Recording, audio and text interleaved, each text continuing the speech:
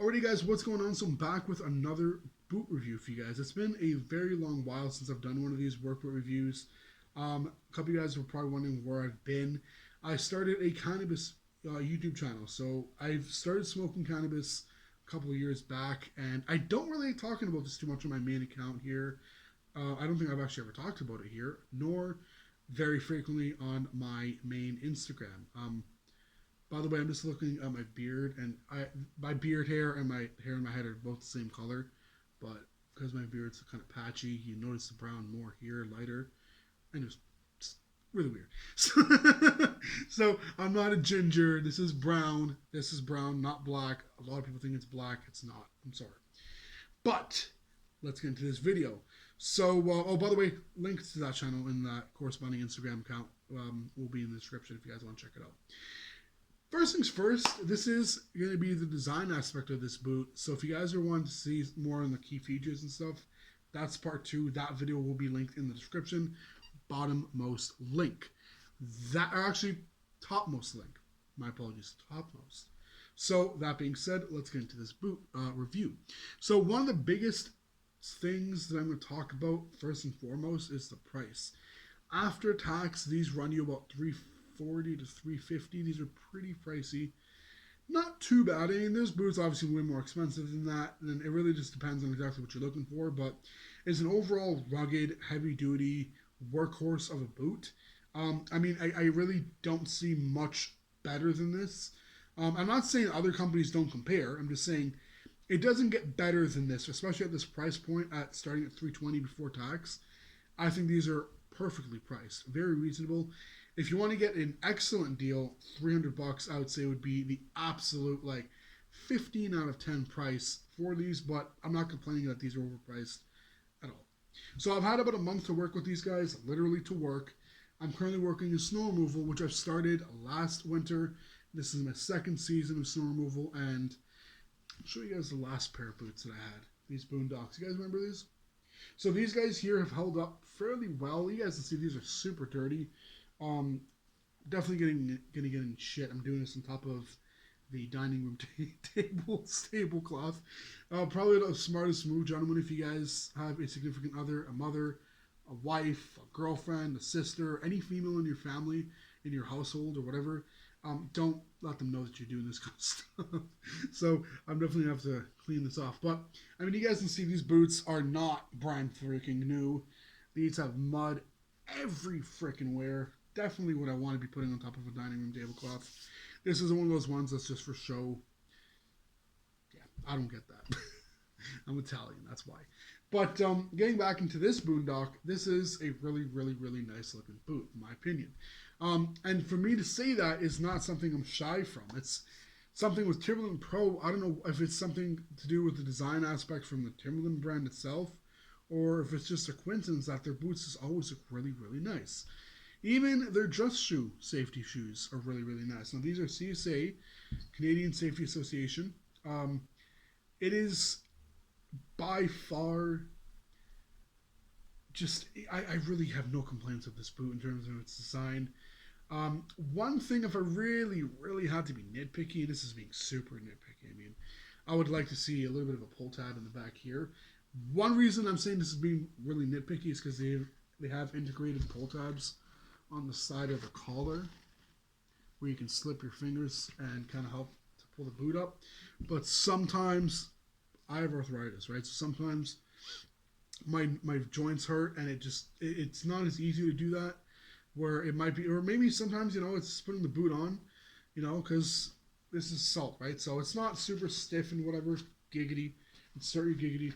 But it's still sometimes a bit of a pain to put the boot on. It's not difficult. It's just a little bit of a process, mainly because it's an 8-inch boot. But that's something that I came to expect getting a taller boot as opposed to 6-inch. Now, another thing that I'm going to point out, which I actually didn't even write down in my notes, because I only realized now making this video. This boot, believe it or not, is actually lighter, significantly lighter, might I add, than this guy. This guy here is a little bit of a heavier boot. Now, when I used to work selling work boots and whatnot, and safety gear, a lot of times when customers would say, oh, these boots are heavy, I'm not gonna lie, it would really anger me. I would be like, well, why does it matter? I mean, yeah, they're a little heavier, or a lot heavier depending on the size. These are a size 11. These are a size 12. I got a size bigger because of the insulation, for those of you guys who were wondering. Um, and I mean, the fact that this is a higher, taller, bit of a beefier boot, and it's still lighter. I mean, it's not light. It's not like running shoe light by any means, but for a boot of what it is a fairly lightweight boot. I think that has also to do with the upper being made of a ballistic nylon. That's another reason why I went with ballistic nylon, but mainly the reason I went with the ballistic nylon was because I know these are coming in contact with a lot of water, salt, and mud, and those three things really, really eat at your boots. More so the salt and the water.